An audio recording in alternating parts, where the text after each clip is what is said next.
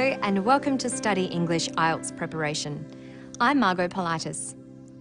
The family is a common topic in IELTS, especially in Part 1 of the speaking test. Talking about such a familiar topic might seem simple, but doing it well requires thought and practice. Let's listen to someone talking about their family. My mother is a teacher and my father is an architect. I've got 2 brothers and 1 sister, so that's all the immediate family. She begins by identifying her mother and father, and then her brothers and sister. What did she call all of them together? My mother is a teacher and my father is an architect. I've got 2 brothers and 1 sister, so that's all the immediate family.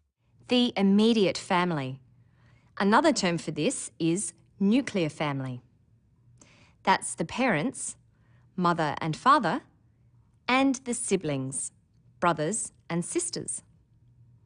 A male child is called the son of his parents, and a female child is called the daughter. Mother and father are the formal words. In informal English, you say mum and dad, like this. Me and my mum, we immigrated to Australia in 1901 to Perth, and then I moved over to Sydney to be with my dad. Then Dad moved back to Thailand, so yeah. The family outside of the immediate family is called the extended family. The parents of your parents are called grandparents, grandmother and grandfather. The brothers and sisters of your parents are called uncles and aunts. Listen. Both my parents were only children, so I don't have any aunts or uncles, but I do have a niece, my oldest brother's daughter. If you refer to your mother's sister, you can say, my aunt on my mother's side.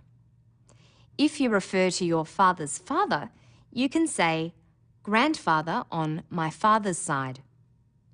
The children of your aunts and uncles are called cousins, whether male or female. The children of your brothers and sisters are called nephews if they're boys and nieces if they're girls. What did our first speaker say about her extended family? Both my parents were only children, so I don't have any aunts or uncles, but I do have a niece, my oldest brother's daughter. She said both her parents were only children. This means they were the only child of their parents and didn't have any brothers or sisters. If there are several children in your family, you talk about them by order of birth, like this. I have one older brother who's 22, I'm in the middle and I'm 20, and I have a younger sister who's 15. The first child in the family can be called the oldest, and the last, the youngest. Sometimes the youngest is called the baby brother or sister, or, as in the next clip, the little brother or sister. Yeah, I've got 2 sisters and a little brother. The children of a family are a generation, and the children they go on to have are the next generation. For instance, when someone's parents immigrate to Australia and have children here, those children are called first-generation Australians.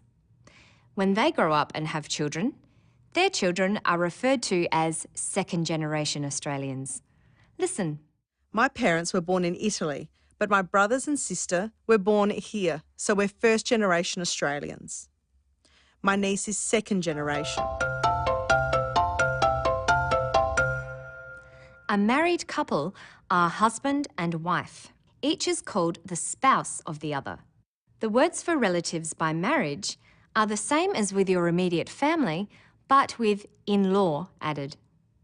So your spouse's father is your father-in-law, and their sister is your sister-in-law.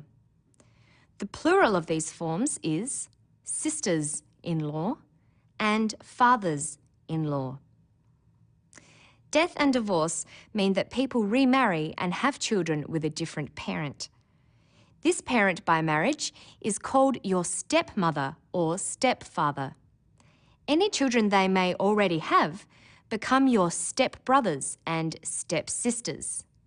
The children they go on to have with your actual mother or father are your half-brothers or half-sisters. In the IELTS speaking test, it is important to extend your answers. When asked about your family, it's best to reply first by saying who is in your immediate family, as our first speaker did. My mother is a teacher and my father is an architect. I've got 2 brothers and 1 sister, so that's all the immediate family. Now listen to how you might develop a longer answer, like this. My mum was born in Malaysia in a town called Bentong, which is just north of Kuala Lumpur. But her family origin is Sri Lankan Tamil, so racially I guess you'd say they're South Indian, but they migrated to Sri Lanka and then her family. Her eldest sister was born in Sri Lanka, but then her family moved to Malaysia and most of the other children were born in Malaysia. First, she says where her mum was born. My mum was born in Malaysia in a town called Bentong, which is just north of Kuala Lumpur. But her mother isn't ethnically Malaysian, so she points this out. But her family origin is Sri Lankan Tamil, so racially I guess you'd say they're South Indian. She then explains how her mother came to be born in Malaysia. Her eldest sister was born in Sri Lanka, but then her family moved to Malaysia and most of the other children were born in Malaysia. When developing your answer, be careful to use the correct prepositions, in or at.